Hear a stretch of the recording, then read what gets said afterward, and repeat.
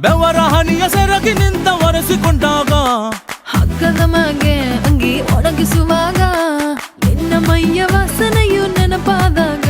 ಎರಡು ಕೈಯ ನೆತ್ತಿ ನೀನು ಚಡಿಸುತ್ತುವಾಗ ದಿಮ್ಮನಪ್ಪಿಕೊಂಡು ನಿದ್ದೆ ಮಾಡುವಾಗ ಸುಸ್ತಾಗೋಗಿ ನೀನು ಆಕಲಿಸುವಾಗ